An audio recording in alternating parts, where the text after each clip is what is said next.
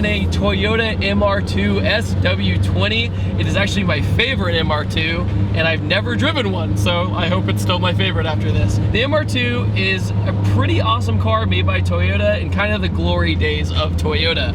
It's when they had the Supra, the Celica Supra, all kinds of really nifty cars. The first MR2 had to look super modern for the 80s. It was like this boxy looking weird thing. SW20, especially the first generation, is notorious for snap oversteer, which makes the first generation MR2 one of the worst first cars you could ever buy for somebody who's like a teenager, because they'll probably spin out or go off a cliff like I am in California. The thing is about it is Toyota went in a few years later and pretty much fixed most of it. It still can do it, but oversteer to me is better than understeer. That's just me anyway. The car itself is about 220 wheel horsepower. There's a few advantages to that. And you have a nice wastegate blow-off valve noise, and it vents the atmosphere. And another thing too I really like is it's something really simple. We also swapped out for the Supra steering wheel. So, I don't know, there's something about it that feels really comfortable and suits this car. Another thing that's really common nowadays with the SW20 is engine swaps. Now, a lot of people take the stock motor out and they'll throw either a K-Series in from a Honda, and that thing is ridiculous. A lot of people do a big turbo K20, and it'll be one of the fastest cars on the street because it's basically a rear-wheel drive Honda sports car. Car overall is extremely flat. We have really lightweight RPF1 wheels. We have 235 tires, and it grips really well. Before this, every single tire on this car was a different brand, but now we're okay. Suspension-wise, I totally thought this car had coilovers, but it actually has upgraded springs, and that's it pretty much. It has upgraded front sway bar as well, but it is so good. Like, this thing handles like a freaking dream if you're under the limit.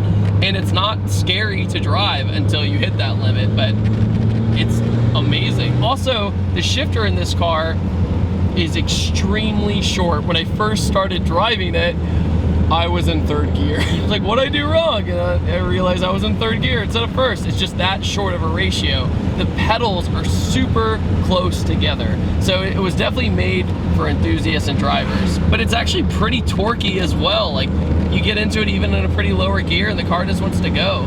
And with the lightweight, it feels kind of like a Lotus in a way. With the mid-engine engine setup, you know, the NSX came out pretty much the same time, and I could see how some people were like, should I get the MR2 or the NSX, because it had very similar characteristics. The car has polyurethane bushings, so that really helps compared to the stock bouncy bushings. It's funny, polyurethane bushings in cold weather, though, are like this weird squeaky sound everywhere you go, but in this warm climate, it makes perfect sense. I also want to add that this is probably the cleanest MR2 I've ever seen, because on the East Coast, almost all of them have been destroyed by snow, ice, rain, rust, whatever. And the naturally aspirated ones are a dime a dozen. You find them everywhere. But the thing is, the turbo ones I've been waiting for forever to do, and I think I did the right thing by waiting, because this thing is fantastic. One thing though that turns a lot of people off from this car is working on it. Some people, they'll rip the motor out one time and go, I'm never doing this again, I have to get rid of this car. Kind of similar to, say, like the 300ZX. There's not a lot of room to work with, but once the motor's in there, it's good, it's fun. This motor in particular, this is actually a different motor than it came with. This is actually the JDM motor instead. It came with a little bit more horsepower, a little bit more torque, a little bit more fun, basically. And also, the brakes themselves are really stout. The car, like, the brake feels really good.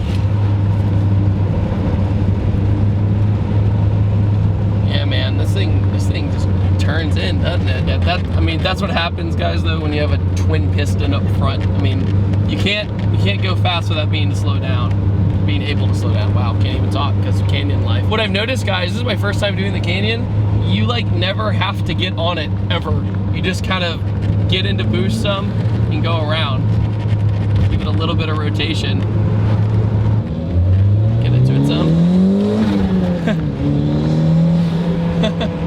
That's awesome. Yeah, cool days boost is very welcome in a turbo car. Yeah. I flutter. That's so sick.